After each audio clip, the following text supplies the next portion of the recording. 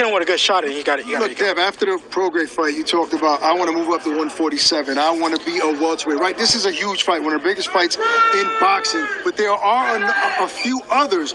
Or is this it at 140 after this one? No, I mean, there's big fights at 140. Still got Teofimo Lopez, Matias. I want to make the biggest fights happen for the most amount of money. So I'm glad you brought Matias up because he's been saying a lot about you, right? What do you think about him as a fighter, and could he be next? Y'all know what kind of fighter I am. Y'all know I will fight anybody. Like I'm a different breed of a fighter. Like, these dudes say that, but they're not really that. Like, they talk it, but they don't walk it. Me, I really walk that. Like, I'm really that. So, everything makes sense with any fight. I'll fight anybody.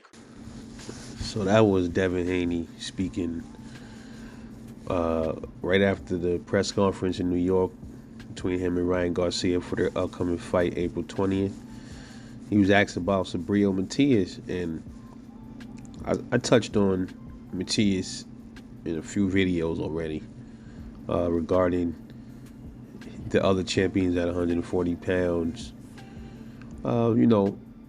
Everybody, including myself, it looks like, from the surface that this Matias dude is a straight murderer. I mean, obviously he is. He killed somebody already. He already killed somebody in the ring. I think that dude that he killed, was it that Dadashev dude? I think that's the guy that he killed, Dadashev, right? Correct me if I'm wrong out there. I think it was Dadashev. But it's never a good thing, these dudes is warriors, man. They understand what it is when they get in the ring, how dangerous it is. And I know it bothered Matias to know that, he took somebody's life. But the dude, yeah. It was one of these dudes. But yeah, a dude as dangerous as Matias, it looks like he might be dangerous, right? But when you think about it and break it down, he can only be that dangerous to somebody that doesn't have the skill set to make him dangerous. When you think about it, right?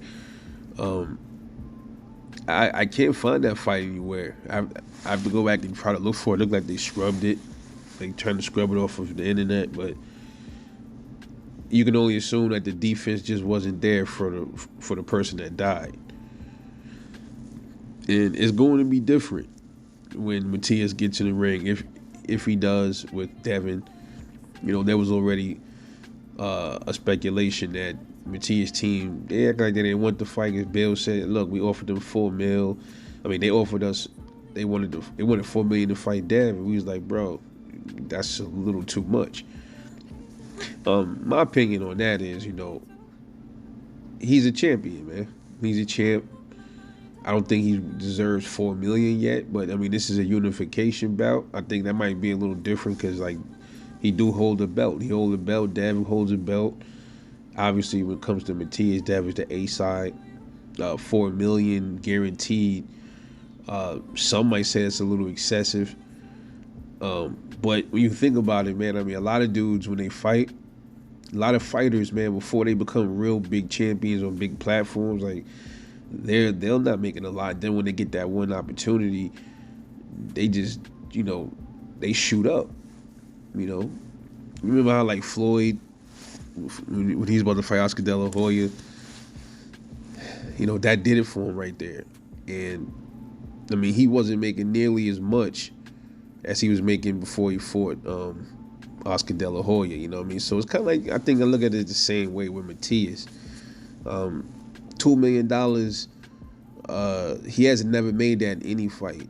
I mean, that's pretty big for somebody that's that never had any pay-per-views, and he's trying to unify.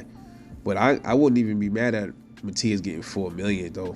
I mean, if it takes that to make the fight, I don't understand why not. I don't understand why not. I'm just being honest. Some might disagree with me, but I don't see nothing wrong with Matias getting the $4 million, man. Sometimes some boxers got to take less. Sometimes they take more. Now, the A side, which is Devin, they offer Matias, nah, bro, you're not getting 4. We offering you 2. should he bite the bullet and say, fuck it, no, I'll take 2. But just because Dev did it, somebody look at it that way, because Dev took a low ball offer when he wanted to become undisputed. That means everybody else got to do it. I mean, everybody's different. Everybody don't have to take the same route Devin took. So I'm just keeping it all the way real. So everybody's different. He might not be having the same mindset like that. That doesn't mean he's scared. Doesn't mean anybody is scared. It just means, I know my worth. Or I think I'm worth this. Whatever.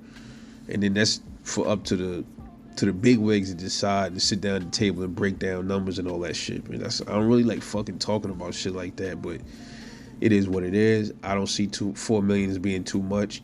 2 is good though. I don't see why they wouldn't take 2 if they were offered 2. Because it could all be about the numbers, right? Like, who has Matias fought on pay-per-view? How's this guy gonna do on pay-per-view? But then that's what the argument would be. But then when you look at it, I mean, the dude is an exciting fighter. He's coming to fight. He's throwing punches and bunches. So that dude's gonna be entertaining. That fight gonna sell. And Devin's style versus Matias' style, I think that's fair and friendly. Dev is not one that's gonna just, what everybody want to say, quote unquote, run. He's gonna move. He's gonna move around. That's what he do. But he is going to, he's gonna fight you, bro. So it's gonna be an interesting scrap.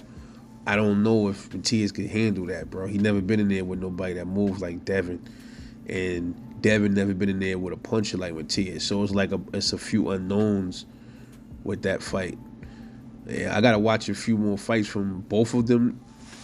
Yeah, if they ever were to fight, like down the line, I'm pretty sure they get some other fights in first with other people, and then I can analyze a little bit further how each of them are gonna do against each other. But what it's looking like to me, it's all gonna come down to if Matias could really land that big shot on Dev, and it's all gonna come down to if Dev could hurt him or crack him, because Matias, someone says defense is a little spotty.